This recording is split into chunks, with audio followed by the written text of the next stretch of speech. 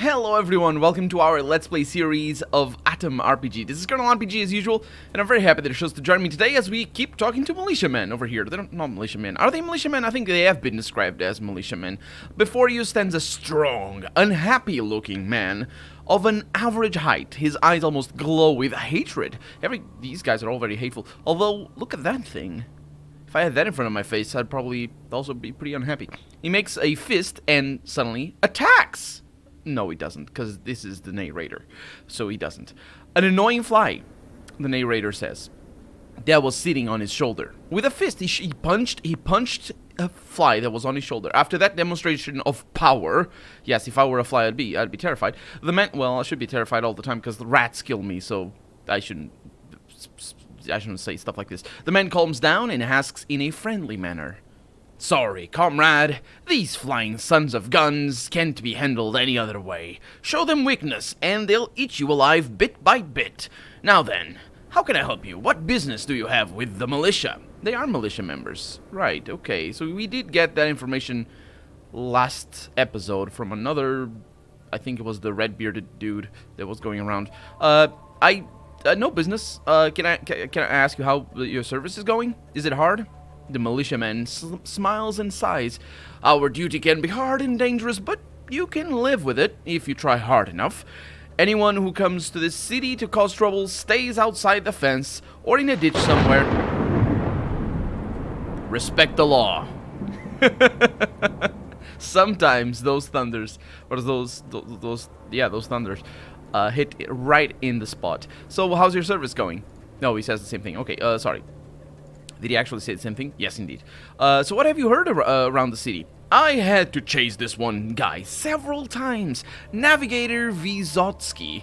What a joker, that man. Once he fell over in a narrow street so people couldn't walk there. Another time," which this sounds very implausible, but still. "Another time he started performing weird dances, or weird dance moves to milk some cash out of bystanders."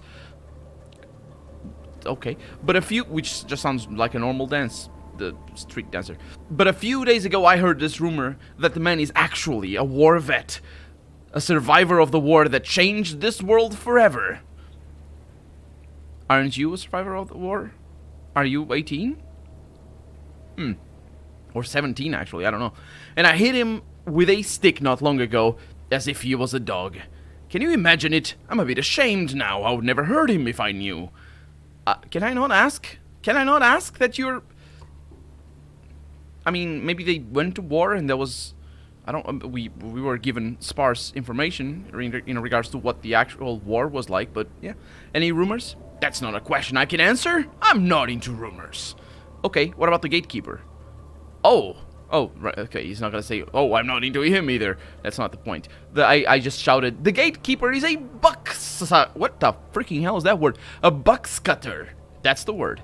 "Whoa," he says, "really? Oh my, so terrible. I will announce this to our superiors at once. Why, I can already see him thrown to the streets with no pay. Yep. I doubt any of this is gonna have any consequence whatsoever. Any consequence whatsoever. I mean, problems like that are usually in the system itself, so they're probably already knew. They're just acting surprised. "A finely toned, maybe? Maybe. Strong man mumbles something under his nose." Okay, okay. Maybe that's why he's tuned. He's like, but with a... No, anyway, "When you first notice him, he pours some white powder from a tiny paper bag to the ground and notices you watching him only after that." "Oh, hey, see the militia. You need anything? What are you pouring around here, comrade militiaman?" The militiaman slaps himself in the face, and this time it's called militiaman and not militia man, which was like that before. He slaps himself in the face, not in the forehead, in the face, which raises many questions. "Damn, quite the eye you got. You'll blab to everyone now, right?" "Oh yeah, I blab to everyone." I'm just gonna nod my head. "Well, who cares? That's not a question. Sooner or later they will piece the story together, and the sight of my naked head will help their deductions." Oh, right, that's a hair treatment thing. Because yeah, that's right. I had an uncle that, at the age of 24 or something and was losing his hair a lot. And he actually got treatment with powder. Didn't work. There was another treatment that he eventually did. Made him all white-haired at the age of 30. And very sparse hair. But he's not bald. And his hair is still going. He's 60-something now. True story. It was salt, he says, but the story is this. A few days ago, some old witch got into town somehow and started selling weird relics. So I grabbed her by the collar, as you do, and threw her out. Okay. She was silent all the way, but because she probably already knew what was going on. But when I finally threw her out of the city, she whispered one thing. Balding. Which is, I'm sure, the name of a Nordic god, somehow. Since then, I started finding my own hair all over my pillow. I'm going bald faster than a sick dog. Even bought some holy salt from our local Gupsy. But it didn't work, so I threw it away. The old woman's curse was strong indeed, methinks. Damn her. But it's okay. I already accepted my inevitable baldness anyway. Did you shave your head? Because your beard is like the perfect beard for a head shave. Let me tell you. Don't worry me, carnal. I don't know what carnal means. I know it's a slang thing, but I don't know what it means. So if you know, please let me know in the comments. A bald head is a sign of a macho man. A real manly man. Well, considering that baldness is really, well, at least early onset. What's the word? There's a word for that. Like, men go bald more than women tend to do because of testosterone. And because it makes men go bald easily. Or easily, or whatever the word is. I'm not saying you're wrong, brother, but I grew to like my hair, so to speak. Oh. Okay, well, sure, the thing. So, it definitely wasn't cocaine. That was not what it was. Why are you so nervous, trooper? Did something bad happen? How can I not be nervous? If I catch a thief, he is likely to cut me up. Because he's bald, obviously. If I chase an old crone away, she curses me. Is there a way to work without getting hurt around here? Is suffering all there is to life? Well, you could say that it is dependent on the suffering that life exists. Somebody did, I'm sure. It is important that I point out that he didn't actually say that his hair started to fall faster. He said that, well, he did say that, but before he said that he found his hair all over the pillow, which might mean that he was already losing the hair and just started to find it. I'm not saying that's what it was, because, well, it could be anything. So tell me what goes on around the city, or town, you know, all sorts of rumors and gossips. Tell me all sorts of rumors. Before I joined the Protectors of Krasnoznameni, he says, I was trying out the role of a guard in Paragon. Didn't go too well, but in the 3 weeks I was there, I managed to save a local scribe from a beetle. Yeah, that's right, an average old beetle. The guy had this phobia of all sorts of creatures. When he saw that bug crawling around, he became pale, started choking, so I smashed the little thing. Well, if he started choking, it might have been an allergy.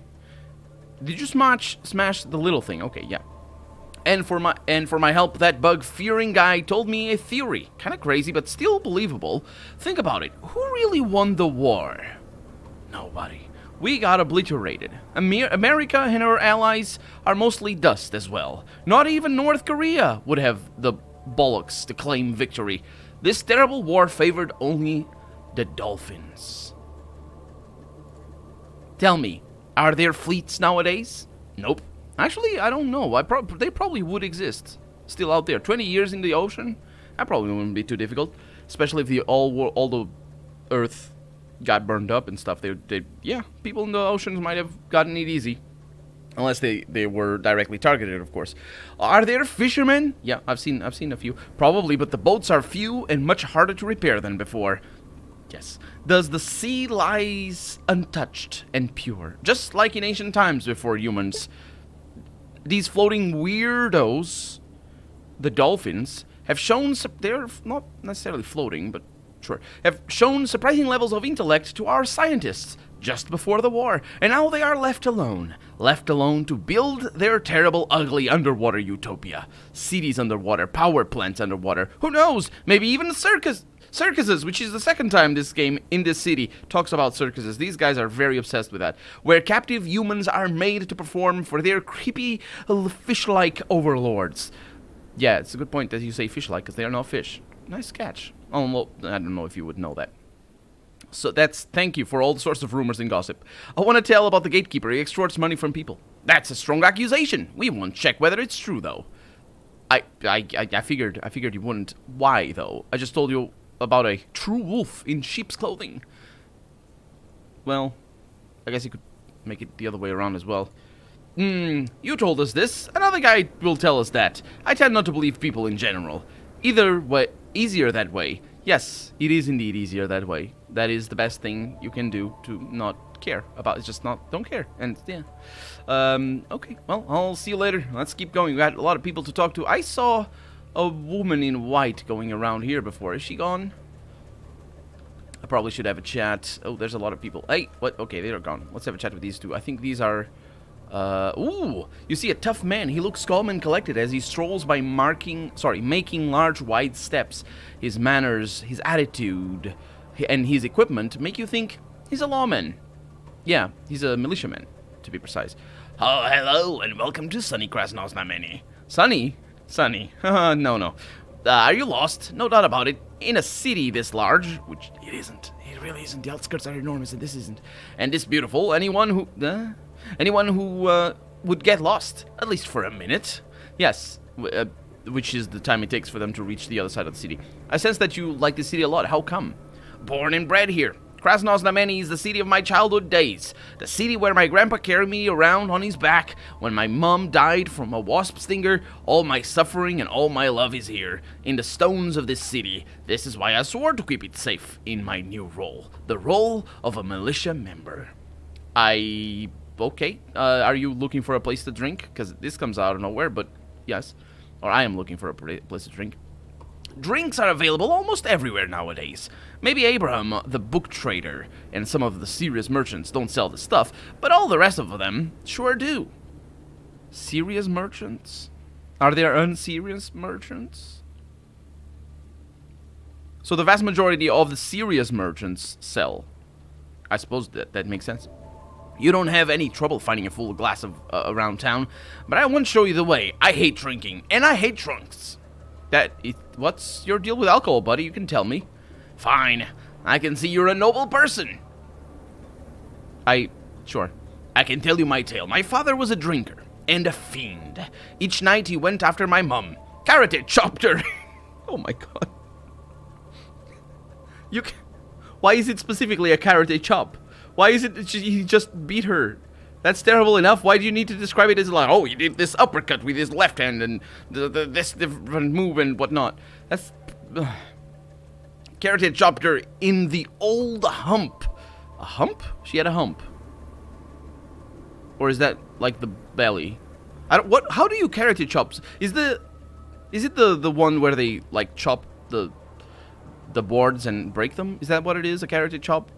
I don't know. Kneed her in the gut. Pile drived her into the floorboards. That's also probably a move. I don't know what it is.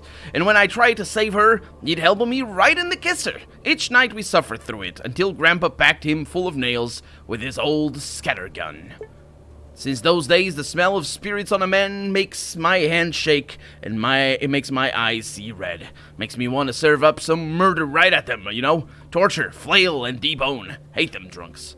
Now I get you. It sense that you like... Okay, okay, what are the rumors around the city?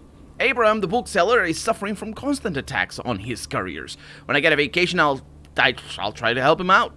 Maybe he'll reward me with some rare book when I'm done. Rare books are much more important than money. Also because they cost more money. Why would rare books be more important? I don't know that they would, actually. The more important, the most... I mean, I guess it's also due to the market, I guess. But I was going to say that most important books are usually the most common books. Whatever the field, of course. But that's also because, you know, just they're more important. They are more sought after, so there's more of them. They make more of them.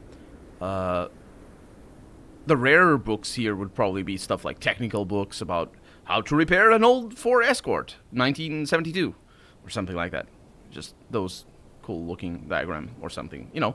Anyway, The guard at the gate extorts money from travelers. I should say that he drinks. That's what I should say. Yep, he sure does. See, I told you. I told you these guys know are all in on it. Not necessarily in on it, but they know. They know. But what can we do? Our hands are tied. A pity, really. I would love to read the ranks of troublemakers and thieves like him. Yeah, well, yeah, I can see you coming a mile away. Hey, hello. Do I know you? Oh, yeah, it's the red-bearded guy. He's got a pretty powerful looking armor. Hello. I was looking for the bookstore. Hey, it's the other bearded guy. Hello. Bye, I guess. Let's go inside and see what this is. Can I go inside? I'm trying to click, but it doesn't do anything. Let's save the game just in case. Oh, it worked. Here we are. Does this look like a bookstore to you? It does not. But it looks like a cool, cozy little place over here. And, hello.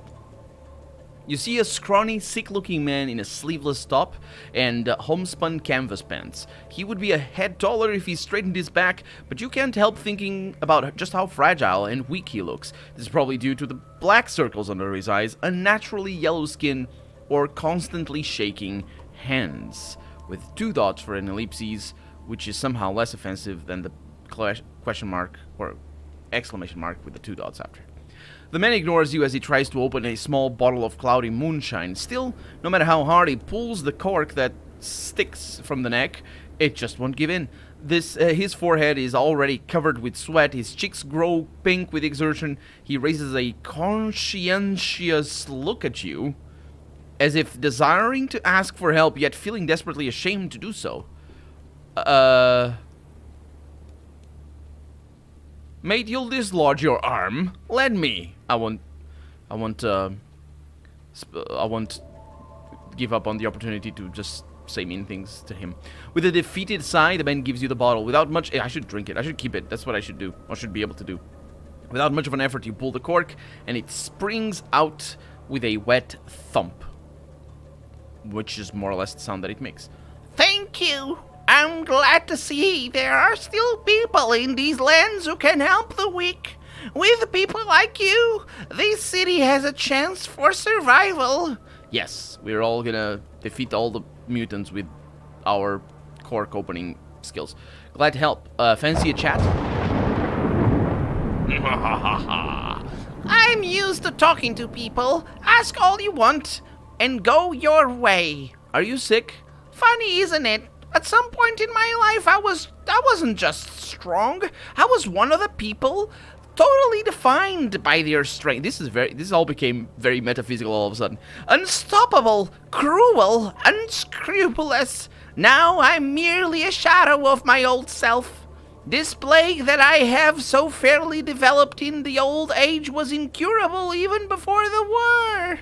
First, it'll devour my muscles. I can barely hold the bottle already. Then my internal organs. Then eternal flame. Until the end of time.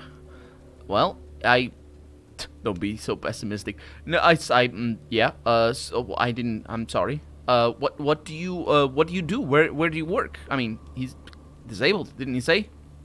I'm glad the authorities didn't ask me that question. It was enough to show them a bunch of bills covered in blood and stretch my hand to accept the occupancy permit. You can say I leave off my savings. Don't think too much about what I just said about being cruel and things before. Your savings with an ellipses before that. What do you think about Krasno's Znameni? My old self, when not stifled by vodka, calls it the I don't know what that word means, but I call it the cheap city. Sometimes my new self even nods in agreement. Complacent sheep, that probably is what he meant, that graze under the knife. That sounded quite gloomy. Are you perchance a 14-year-old? Teenager. Well, I guess if you're a 14-year-old, they're always going to be teenage. Any interesting rumors that circulate here? Well, have you seen the postman? I rarely leave my house. Last time I met him at the video theater. He tried to tell me some crazy shit. I should have listened, but I went my way. This is why? Why? Why should you have listened? What crazy shit was it? Why did you change your opinion? Why? You've mentioned the menace. The menace? You mentioned the plague. I suppose the menace might be it. What were you talking about? The man grins for a second. The look in his bloodshot, yellowish eyes seems absolutely insane and wild. What? You're interested? You risk becoming the first person who's ever listened to the whole story. Okay, well.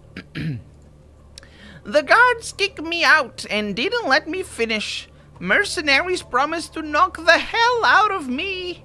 City residents laughed at me, but I heard it with my own ears.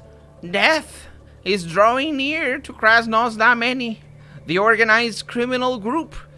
Death. Nothing will stop it. Don't doubt my words, for I'm the one who created it. Long ago, when this body was still loyal to me, in a faraway land several months of walking away from here, I was known as Roma Death, a merciless, heartless gangster and murderer, a product of my time and my surroundings. Can I not point out that he's just evading culpability? It wasn't me. It was my time and surrounding. I didn't just tell you. Can I? Let's go with that actually. The area where I grew. He's not hearing. The area where I grew up went completely wild after the war. Here you have politicians, guards, laws, and rights. There was only one law: kill before you're killed, and one right: the right of the strongest. Sounds terrible. I knew no mercy as I spared no one. Old people, women, children, I took all I wanted and set fire to the rest. Well, if it was only old people, women, and children, I suppose you weren't really that well defined by your strength, were you now, mister? Strange as it might sound, though. I wasn't totally mental. No. What's more, I tried to justify my doings with a philosophy that you probably read in a book or something. I deduced that only the strongest had a chance to survive in this dying world.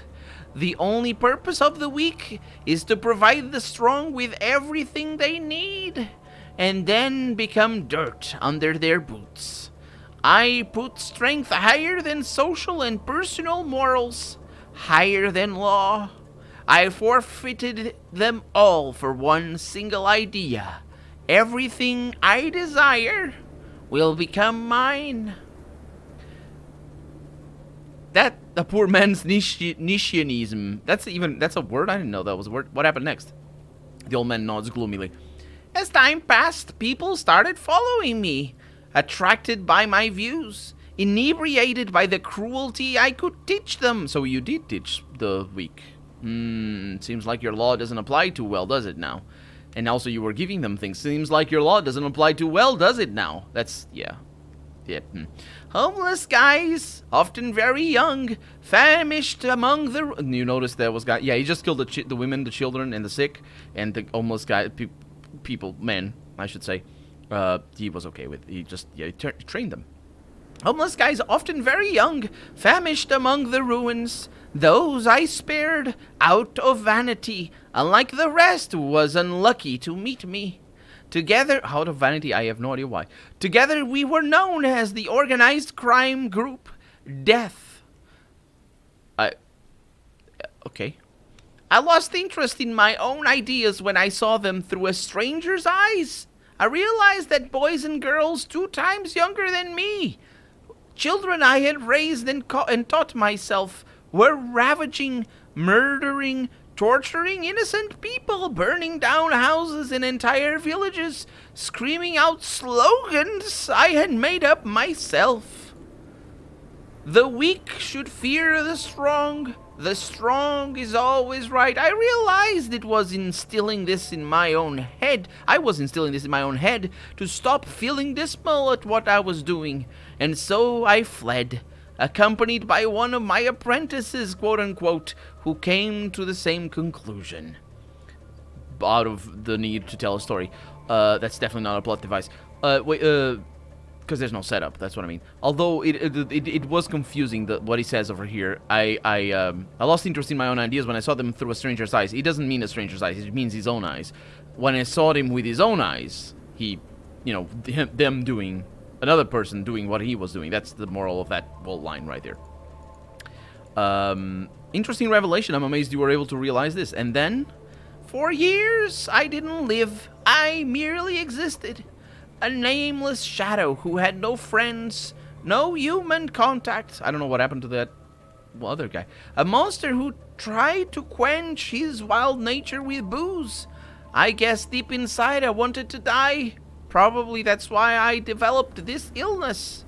But several days ago, the guy who had fled with me contacted me from Paragon. See? Plot device. The 3 of my apprentices... Actually, that was the setup. It was just very obvious setup. 3 of my apprentices, my children, decided to move here from the unwelcoming north, in this part of the wasteland. As far as I understand, there will be 3 squads headed by the most bloodthirsty of my old followers. Dima Death, who likes turning people into living torches. Lena Death, a beautiful and insane girl who heads a gang of sadists. And Igor Death, with his wild pack of wolves and a tendency to poke eyes. I remember them as kids. I created them. And now, if we allow them to combine their forces, they'll wreak havoc in these lands. Can I kill them? Can I kill them? Did you try talking to the authorities? People don't take me seriously. I know the feeling. They say that if such squads existed in our lands, people would know. They don't understand. There have been no reports about them because my children leave no witnesses. Seeing or hearing them is a death sentence, but they have to be stopped. Convince them or destroy. It doesn't matter. I'm too old and decrepit. And you're the only person who's heard my story to the end. Tell me, could you help me? I could offer you my services for their extermination. You angels, you're misguided creatures, if you answer to the prayer of devil incarnate. Never mind that sentence, that didn't make any sense. So you think you can exterminate my children? I mean, sure, not for free though. A reasonable fee, how about that? Of course, of course. You won't be too squeamish to take blood money, will you? My life in Krasnos Dameni has cost me almost all the money I looted in my younger days, but I can still spare a couple thousand. I'll just need to get to the hiding place. Now you should go to Paragon. The guy, now a grown-up man, with whom I fled from my own gang, is waiting at the entrance to the tent city. Months he'll wait, and has been. Well, has been waiting a few days, but we'll wait a long time. Probably not months, but a few days. You'll recognize him by a round black mole above his upper lip. Tell him about my disease. Say you've come to replace me. If he doesn't believe you, tell him the moon hides behind the cloud. This is our old password. Each of us had our own answer. He will give you the latest location to the squads he has registered, more or less accurate.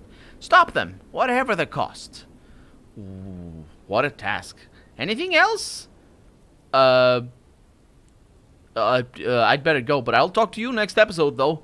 We're just sort of out of time for right now. So I'm Colonel RPG, and this has been Atom RPG. I really hope you've enjoyed it, and if you did, go ahead and leave a comment. Like the video if you want to see the next episode come out sooner rather than later. But above all, thank you so much for watching, and I hope I'll see you next episode. Bye-bye.